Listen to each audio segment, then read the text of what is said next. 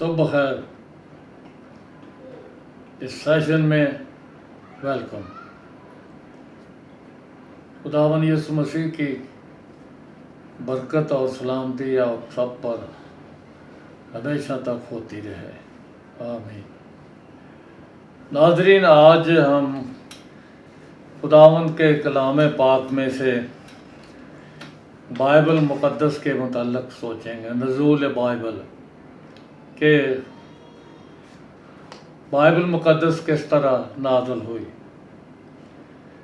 تو اس کا مطلب یہ ہے کہ ایک سوال جو ہے وہ یہ ہے کہ بائبل کیسے وجود میں آئی۔ اس بات کو تو جو جاننا بڑا ضروری ہے کہ بائبل کیسے وجود میں آئی۔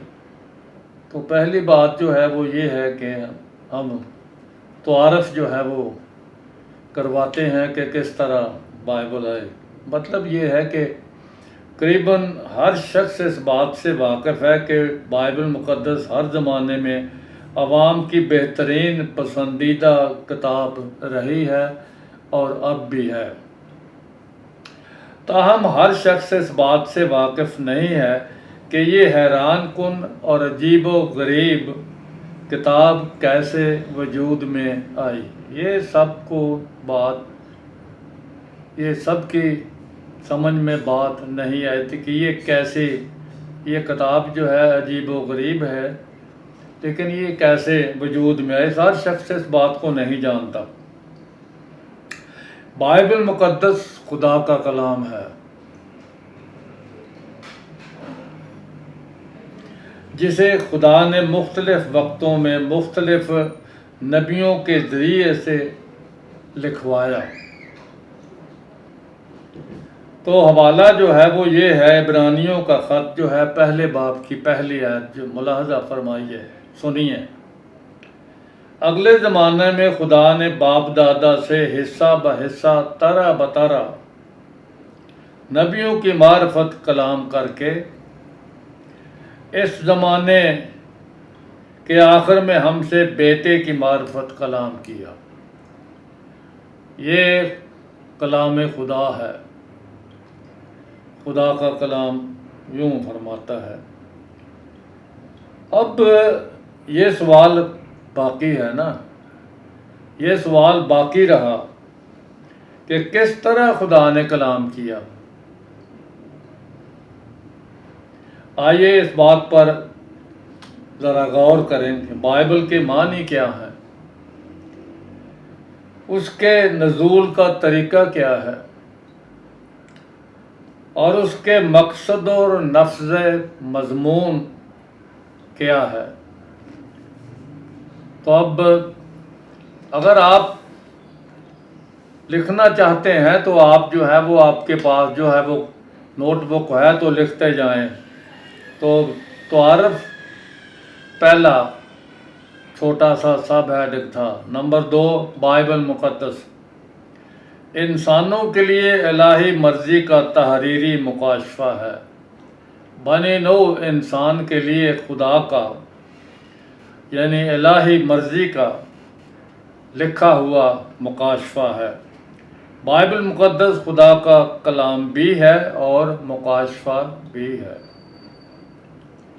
لہذا اس کو سمجھنے کے لیے ضروری ہے کہ پہلے اس کی تابعداری کرنے کا پختہ ارادہ کر لیا جائے۔ بائبل صرف ایک کتاب ہی نہیں بلکہ الکتاب ہے۔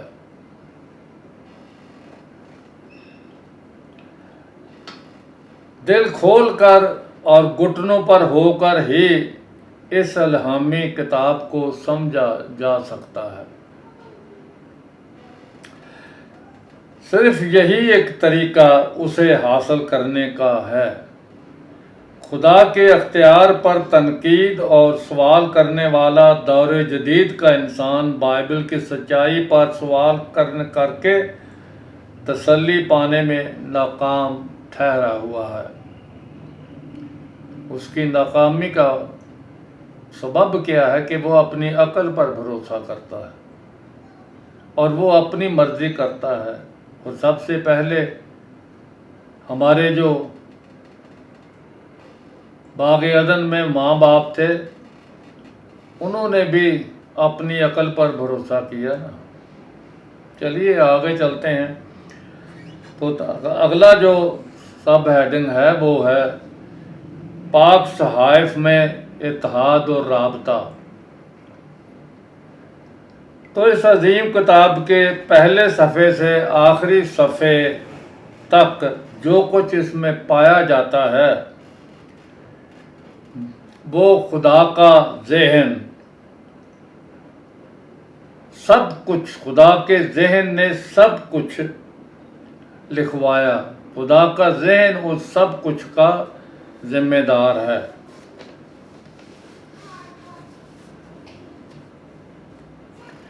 اس کا ثبوت اور شہادت بائبل کے اندر موجود ہے. یعنی بائبل اپنا ثبوت آپ ہے. تفسیر بائبل کی تفسیر بذریعہ بائبل مقدس کی تفسیر بذریعہ بائبل مقدس. انگریزی ہم اسے اس طرح کہتے ہیں interpretation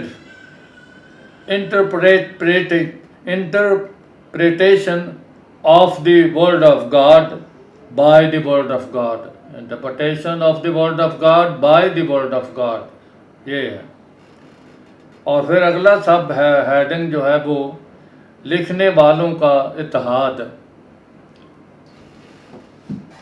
بائبل کے 66 حصے یعنی اس میں 66 کتابیں ہیں جن کو قریباً 40 نبیوں نے لکھا.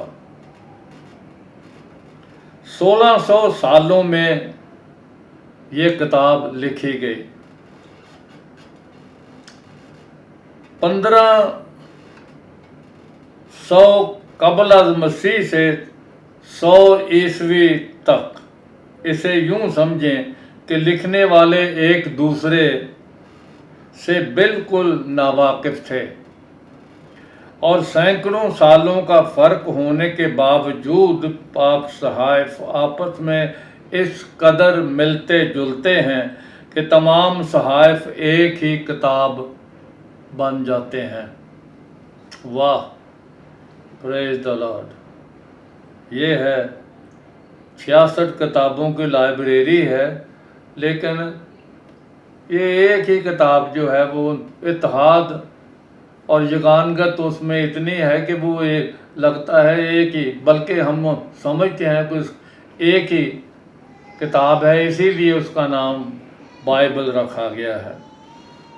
لکھنے والے جو ہیں وہ بادشاہ بھی تھے اور شاعر بھی تھے اور سیاستدان بھی تھے اور نبی اور چرواہے بھی تھے اور طبیب اور مشیرے بھی تھے.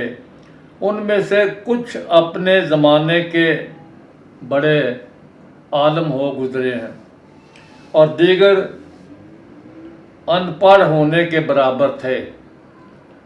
وہ اپنے مکتب میں، اپنے سنگاگ میں، اپنے عبادت خانہ میں پرائمری جماعت جو ہیں وہ ان کے لیے لازمی پڑھنا تھی، اس لیے وہ پرائمری تک پڑھے تھے، لیکن ان پڑھ ہونے کے برابر ہی ان کو ہم سمجھتے ہیں نا.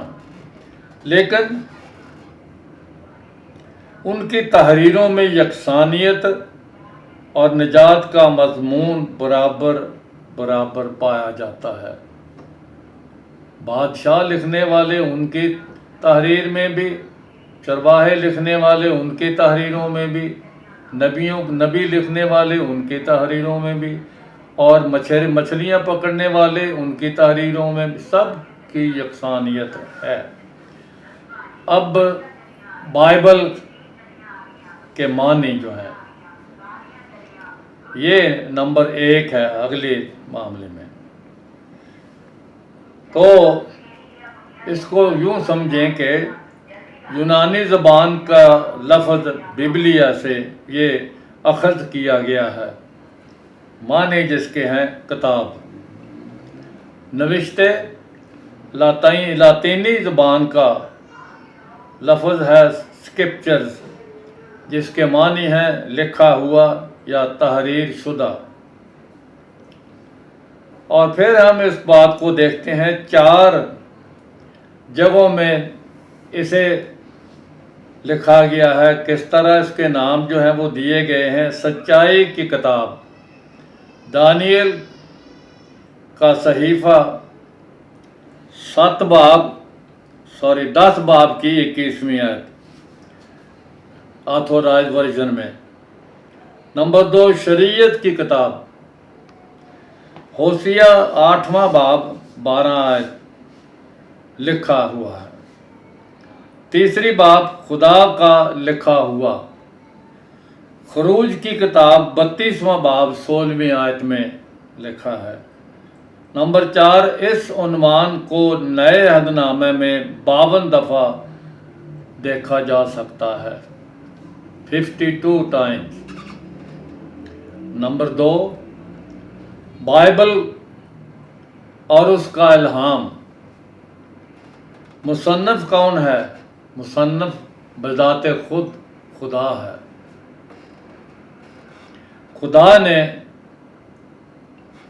خدا مصنف ہے،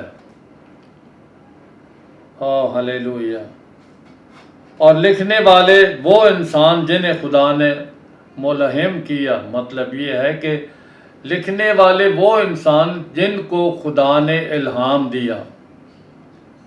تو الہام جو ہے وہ خدا کے طرف سے دیا گیا، تو اس کو لکھا گیا انگریزی میں انسپائرڈ مین آف گاڈ، وہ آدمی جن کو خدا نے الہام دیا۔ اور الہام کی تعریف کیا ہے؟ اس کو انگریزی میں کہتے ہیں انسپائریشن۔ تو ایکچول ورڈ یعنی جو حقیقی لفظ ہے، وہ حتمی اور حقیقی لفظ جو ہے صرف 2 دفعہ بائبل مقدس میں استعمال ہوا ہے۔ خدا کا کلام نازل ہوا، خدا یوں فرماتا ہے، ملاحظہ ہو، خدا نے یہ سب باتیں فرمائیں۔ خروج 20 باب کی 4 آیت جو ہے، تو خدا کے کلام پاک میں آگے کیا لکھا ہے؟ موسیٰ نے خداوند کی سب باتیں لکھ لیں۔ تو اس کو ہم دیکھتے ہیں خروج 23ویں باب کی 2 آیت میں۔ تو کیا آگے کیا لکھا ہے؟ سن اے آسمان اور سن اے زمین، سن آسمان اور کان لگا اے زمین، خداوند یوں فرماتا ہے۔ یسایہ نبی کا صحیفہ 1 باب کی 2 آیت۔ تب خداوند کا کلام مجھ پر نازل ہوا۔ یرمیہ کی کتاب جو ہے، صحیفہ جو ہے 1 باب کی 4 آیت۔ خداوند کا کلام حزقیل پر تیزی سے نازل ہوا۔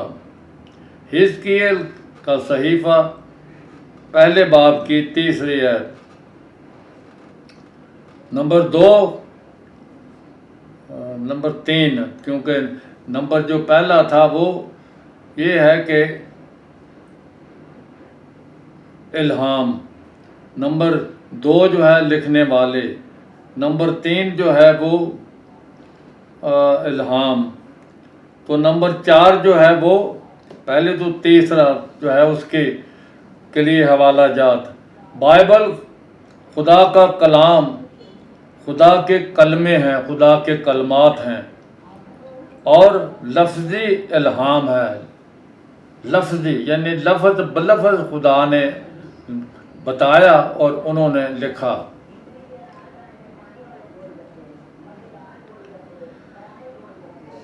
دوسرا پطرس 1 باب کی 2 سے 9 تک، بلکہ ہم یہ کہتے ہیں 1 پطرس 2 باب کی 19ویں آیت تک۔ تو آگے ہم نے دیکھنا ہے دوسرا تموتھیوس، اس کے 3 باب کی 16ویں آیت ہے، ہر ایک صحیفہ خدا کے الہام سے ہے، ہر ایک صحیفہ خدا کے الہام سے ہے۔ نمبر 4، خدا نے انسانی جسم کو چنا اور اپنے صوتی آلے کے طور پر استعمال کیا۔ جیم الف بے الہام تھا، جیم جو ہے وہ خیال نہیں، الفاظ الہام کیے گئے۔ بہت سے ایسے حالات کو الہامی الفاظ میں قلم بند کیا گیا۔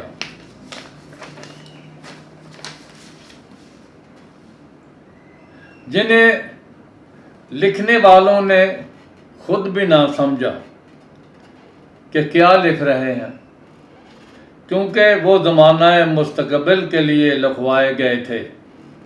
پرانے عہد نامہ میں 333 پیشنگوئیاں ایسی ہیں جن کا تعلق مسیح کی زمینی زندگی کے ساتھ تھا، جو بعد میں یعنی کئی صدیوں کے بعد پوری ہو گئی۔ اوہ پریز دی لارڈ، یہ ہے بائبل مقدس۔ مثالیں جو ہے وہ یہ ہے، زبور 22واں اور اس کی 18 آیت، زبور 22واں اس کی 16ویں آیت بھی آپ لکھ سکتے ہیں۔ میکا 5واں باب اس کی 12ویں آیت بھی لکھ سکتے ہیں۔ یسایہ 7واں باب کی 14ویں آیت بھی لکھ سکتے ہیں۔ زکریا 9 باب کی 9 آیت بھی لکھ سکتے ہیں۔ پھر 12 باب کی 11 اور 12 آیت بھی، 11 باب کی 12-13 دوبارہ، زکریا 9 کی 9 اور زکریا کی کتاب ہی اس کے 11 باب کی 12 اور 13 آیت، یسایہ کی کتاب 53 باب 5ویں آیت، اور پھر 53 باب کی 7ویں آیت، اور پھر 53 باب کی 8 سے 9 آیت، اور دانیل کی کتاب جو ہے 9 باب کی 26ویں آیت جو ہے۔ یہ ساری آیات اگر آپ لکھ رہے ہیں تو لکھ لینا، لیکن اگر آپ کے سامنے کوئی سوال ہے تو ضرور پوچھیں، ڈونٹ ہیزیٹیٹ۔ تو میں بائبل کے متعلق سب سوالوں کا جواب تو نہیں دے سکتا، لیکن جو سوال سبق کے موافق آپ کریں گے میں ضرور حتی الوسع کوشش کروں گا کہ پورے طور پر آپ کو جواب جو ہے وہ مہیا کیا جائے۔ اب نمبر 3 جو ہے وہ بائبل کا دیا جانا، بائبل مقدس کا دیا جانا۔ الف موسیٰ کی کتابوں سے پیشتر کسی تحریری بات کا ذکر نہیں ملتا، یعنی تحریری الہام کا ذکر نہیں ملتا۔ اس سے پیشتر کوئی مطلب یہ ہے کہ موسیٰ کی کتابوں سے پیشتر کوئی الہامی تحریر موجود نہیں۔ البتہ یہ بات درست ہے کہ راست باز انسان ضرور خدا کے ساتھ ہم کلام ہوا کرتے تھے، مگر ان کی گفتگو اور خدا کی گفتگو ضبط تحریر میں نہیں لائی گئی۔ کوئی چیز بھی موسیٰ سے پیشتر نہیں لکھی گئی۔ موسیٰ جو خدا کا پیارا پیغمبر ہے، اسی نے پہلے لکھے، اور یہ خداوند یسوع مسیح کی پیدا ہونے سے پہلے 1500 سال پہلے کی بات ہے۔ اور پھر رومیوں کا خط جو ہے، یہ دوسری بات جو اور ایک بھی بات یہ ہے کہ بے پوائنٹ جو ہے وہ کیا ہے، خدا کا کلام یہودیوں کے سپرد ہوا۔ یہ بھی بات ضروری بات یہ ہے کہ ہر کسی کو اس بات کا علم نہیں ہے کہ خدا کا کلام پہلے یہودیوں کے سپرد ہوا تاکہ وہ ساری دنیا میں خدا کے کلام کو پھیلائیں۔ اگلی باتوں میں ہم دیکھیں گے کہ انہوں نے کیا کیا، خدا کی وفاداری کی یا نہیں کی۔ تاہم آج کا جو ہمارا موضوع ہے وہ بائبل مقدس ہے کہ وہ کیسے وجود میں آئی۔ اور بے کی بات جو ہے یہ ہے کہ خدا کا کلام یہودیوں کے سپرد ہوا۔ رومیوں 3 باب کی 2 آیت۔ 1500 سال قبل از مسیح خداوند نے موسیٰ کو بلایا، اور موسیٰ سے قبل 500 سال یعنی موسیٰ 1500 سال مسیح سے پہلے خدا نے موسیٰ کو بلایا، اور موسیٰ سے پہلے 500 سال ابراہیم کو بلایا، تو یہ 1500 سال بن جاتے ہیں، ٹھیک ہے۔ اور پھر حضرت موسیٰ کے بعد یکے بعد دیگرے لوگوں کو، نبیوں کو خدا نے بلایا اور ان پر اپنا کلام نازل کیا۔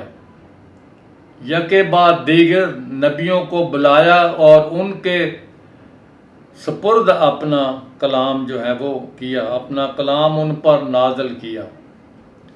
یوں قریباً 40 افراد کو خدا نے بائبل لکھنے کے لیے استعمال کیا۔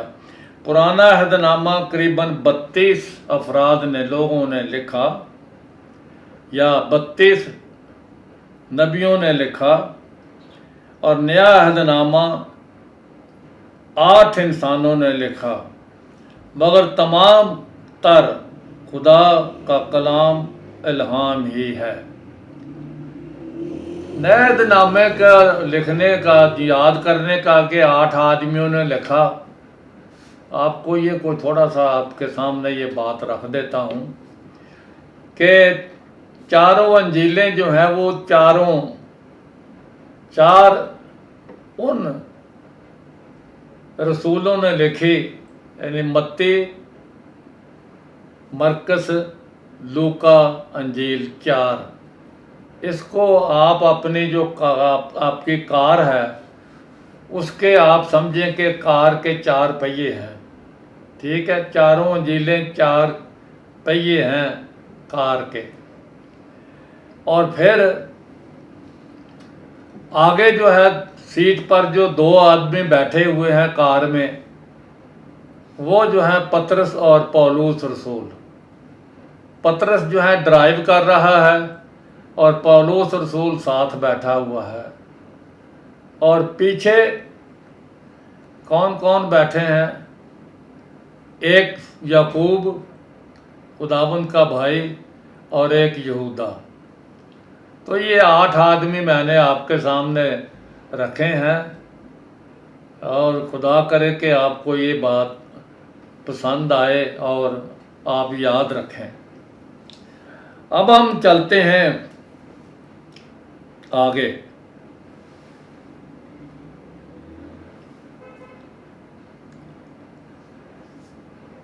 نمبر 4 جو ہے، ہر ایک لکھنے والے کا رویہ خدا کے ساتھ بھی رویہ تھا کہ خدا میرا خدا ہے، اور گناہ کے ساتھ بھی کہ گناہ سے خدا نفرت کرتا ہے، بلکہ اس کو پر نظر کرنا بھی پسند نہیں کرتا، اور راست بازی کے متعلق برابر ہے۔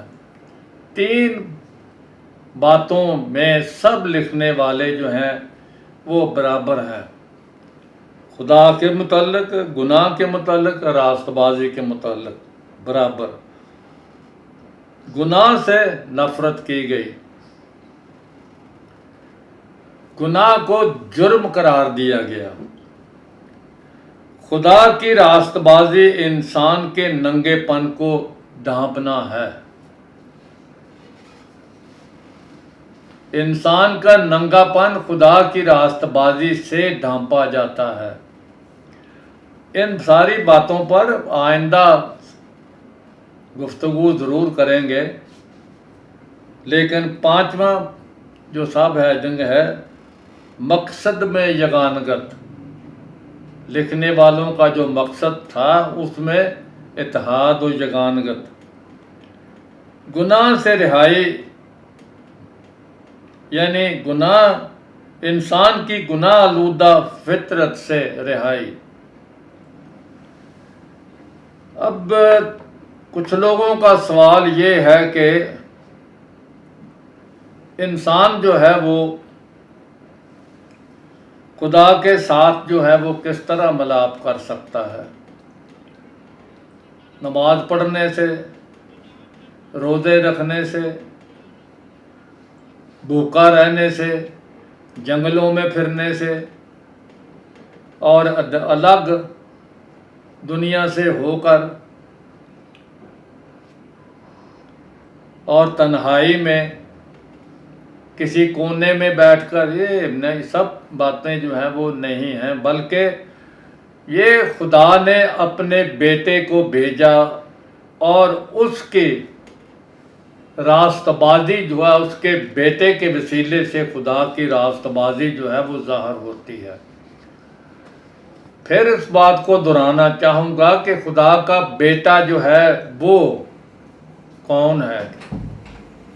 خدا کا کلمہ جو ہے وہ جسم بن گیا۔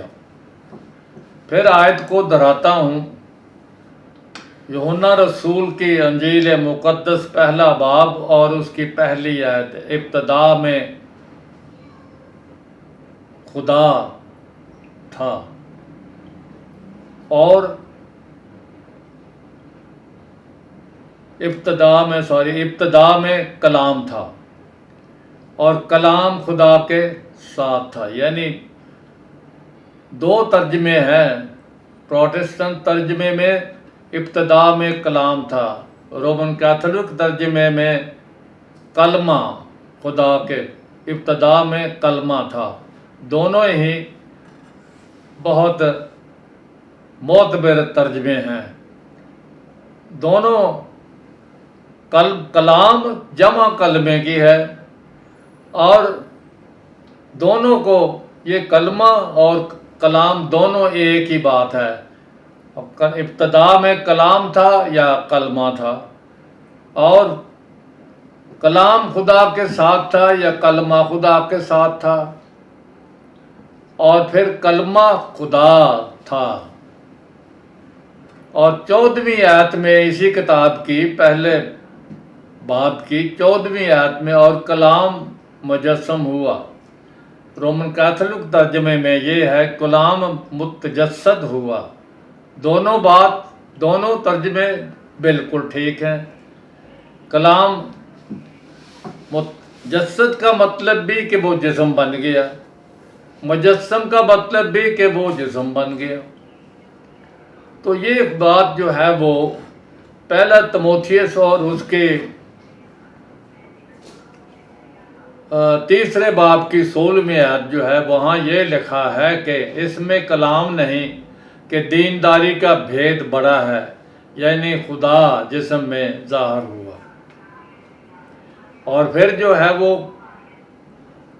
کلسیوں کا خط جو ہے 2 باب کی 9 آیت جو ہے اس میں بھی یوں لکھا ہے، الوہیت کی ساری معموری اسی میں مجسم ہو کر سکونت کرتی ہے۔ تو خداوند یسوع مسیح نے اپنی الوہیت کو ثابت کیا، اور کچھ باتیں جو ہیں وہ آپ کو میں سامنے یوں رکھنا بھی پسند کروں گا کہ خداوند یسوع مسیح نے اپنی یا خدا کی بادشاہی کا ایک آئین جو ہے وہ دیا ہے، اور اس آئین پر خداوند نے اپنی برکت کے لیے ٹائم دیا۔ تو اگلے دن جو ہے وہ خدا کی بادشاہی کے آئین پر غور جو ہے وہ کریں گے، ہم سیکھیں گے، غور نہیں، ہم اس کے متعلق سیکھیں گے۔ The constitution of the kingdom of God, اس کے متعلق ہم سیکھیں گے کہ ہر ایک بادشاہی کا یا ہر ایک قوم کا یا ہر ایک ملک کا ایک آئین جب ہوتا ہے تو اس آئین کی پاسداری یا اس آئین پر چلنا ہر ایک شخص کی ذمہ داری ہوتی ہے۔ اور اب خداوند یسوع مسیح نے اپنی بادشاہی یا خدا کی بادشاہی کا آئین جو ہے وہ بتایا ہے، تو اس آئین پر ہر ایک مسیح یسوع کے پیروکار کو چلنا ضروری ہے، پابندی ہے یہ۔ اگر نہیں چلتے تو پھر دوسرا لفظ بڑا ہے تو بڑا ہی ذرا آپ کے لیے برداشت کرنے کے لائق بھی نہیں، لیکن مجھے بولنا تو وہی پڑے گا نا کہ جو آئین کی خلاف ورزی کرتا ہے اسے غدار کہتے ہیں۔ تو مسیحی ایمانداروں کو اس آئین کی پیروی کرنا ہے، اس آئین کی پابندی کرنا ہے۔ جو پابندی نہیں کرتے، پھر میں نے جو لفظ دیا ہے آپ خود ہی سمجھ لیں۔ تو آگے ہم دیکھتے ہیں کیا ہے۔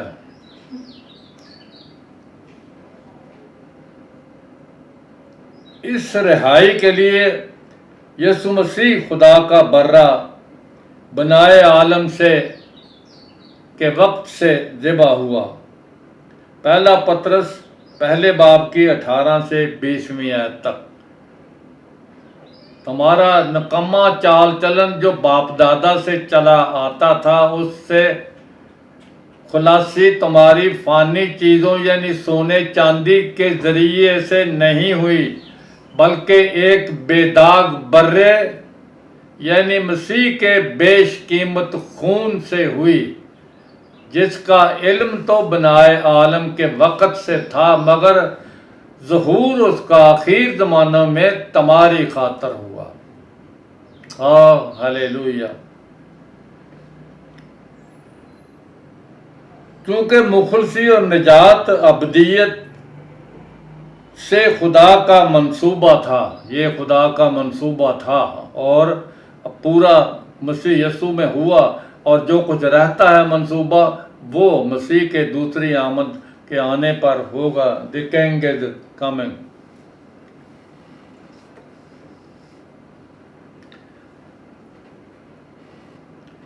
تاہم بائبل وہ کتاب ہے جو خدا کے اس منصوبے پر سے پردہ اٹھاتی ہے۔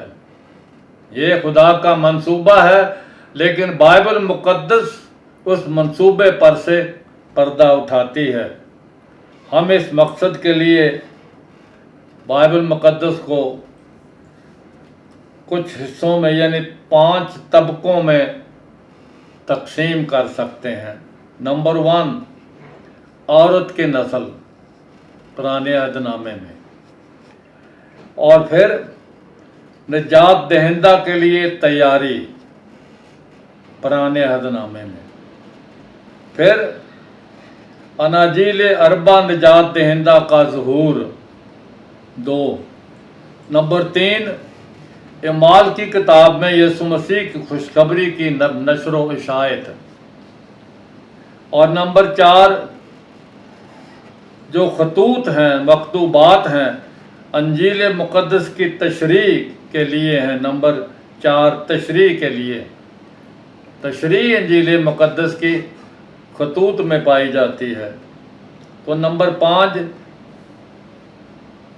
مکاشفہ کی کتاب میں بائبل مقدس کی جو نبوت ہے اس کی تکمیل ہوتی ہے۔ تو پھر اس کو 5 طرح میں، خدا کے منصوبے کی تیاری کے لیے پرانا عہد نامہ، for the preparation old Testament, خدا کے منصوبے کے ظہور کے لیے مینیفیسٹیشن یعنی خداوند یسوع مسیح کا ظاہر ہونا، ظہور۔ نمبر 3، خدا کے منصوبے کی اشاعت کے لیے اعلان اور اظہار، اشاعت، یہ پراپوگیشن یعنی اعمال کی کتاب میں۔ نمبر 4، خدا کے منصوبے کی تشریح جو ہے وہ مکتوبات میں خدا کے کلام پاک میں لے۔ For the explanation you could have to go to the apostles. Praise the Lord. اور نمبر 5، خدا کے منصوبے کی تکمیل و انجام، کنزومیشن آف دی نبوت بائبل، نبوت بائبل کی تکمیل جو ہے مکاشفہ کی کتاب میں۔ اب ہم دیکھتے ہیں یہ نمبر 6، نفس مضمون میں یگانگت۔ نمبر 1، حقائق قبول کرنے کے لیے۔ نمبر 2، حکم ماننے کے لیے۔ نمبر 3، وعدے ایمانداروں کے لیے، ایمان لانے والوں کے لیے۔ نمبر 4، آگاہیاں غور کرنے کے لیے۔ بائبل مقدس خدا کا کلام آپ کے لیے ہے۔ میں اب آپ سے مخاطب ہوں نا ناظرین، بائبل مقدس آپ کے لیے ہے۔ اسے حاصل کریں اور پڑھیں، اس پر ایمان لائیں، عمل کریں، اس کی قدرت اور قوت کا ذاتی طور پر تجربہ کریں۔ بائبل مقدس میں زندگی تبدیل کرنے کی قدرت ہے، آپ پڑھ کر تو دیکھیں۔ خداوند یسوع مسیح زندگی لے کر آئے۔ یسوع نے کہا راہ، حق اور زندگی میں ہوں۔ بائبل مقدس میں زندگی تبدیل کرنے کی قدرت ہے۔ انجیل ایمان لانے والوں کے لیے خدا کی قدرت ہے۔ رومیوں پہلے باب کی 17ویں ہے۔ بائبل مقدس میں انسان کو گناہ کی قوت سے آزاد کرنے کی قوت موجود ہے۔ آپ بھی اس سے استفادہ کیجئے ناظرین، یہ کتاب مقدس آپ کے لیے ہے۔ آج ہی اسے حاصل کریں۔ آپ کے پاس ہے تو آپ پڑھیں، اگر آپ کے پاس نہیں تو آج ہی حاصل کریں، پڑھیں اور اس پر ایمان لا کر اس کی قدرت اور قوت کا تجربہ حاصل کریں۔ تو اگر آپ کو اور چیزیں چاہیے تو پھر جو ہے جس طرح ہمارا جو ایڈریس ہے اس پر آپ رجوع کر سکتے ہیں۔ اور ضرور اس بات کی بھی ضرورت ہے کہ اگر ان باتوں کو کے لیے اگر آپ کے دل میں کوئی سوال ہے تو بلا توقف جو ہے وہ ظاہر کریں، بتائیں، پوچھیں، تو خداوند کے فضل اور خداوند کے جلال کے لیے حتی الوسع میں آپ کی مدد کرنے کو تیار ہوں گا۔ اور آج کے لیے ناظرین اتنا ہی، پھر خداوند نے موقع دیا تو ملاقات ہوگی۔ آمین۔ And God bless.